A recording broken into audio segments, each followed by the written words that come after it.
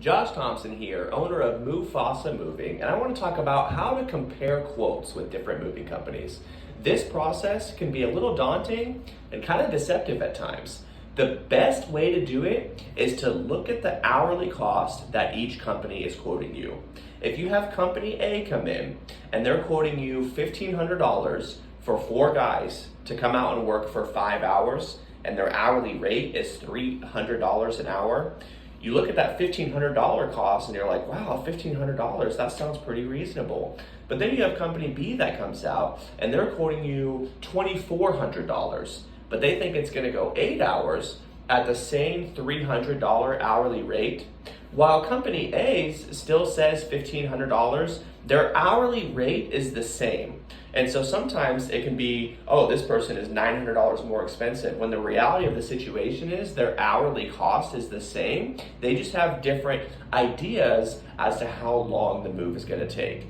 Between most moving companies, the process looks very similar in respect to disassembling the furniture, padding and wrapping what needs to be padded and wrapped, laying out the floor runners, adequately loading the truck, etc. But the hourly charge is the best proxy for what you're going to end up paying during your move, because company A and company B are probably going to be within a half hour or so if they have relatively hard workers. And if they have the same hourly rate, that means it's going to be roughly the same charge. So no matter who you get a quote from, make sure you look at the hourly rate if it's local. If it's a long distance move, an interstate move, there are 2 different types. There is a binding and a non-binding estimate. I would recommend for any interstate move, request a binding estimate, which means that that is exactly what you're going to end up paying for your move. If it's a non-binding estimate, then the determining factors for coming up with those numbers are so ambiguous that it's hard to get a final number until your move is done. I've seen people pay $4,000 or $5,000 extra from what the original quote was just because they signed a non-binding estimate for an interstate move.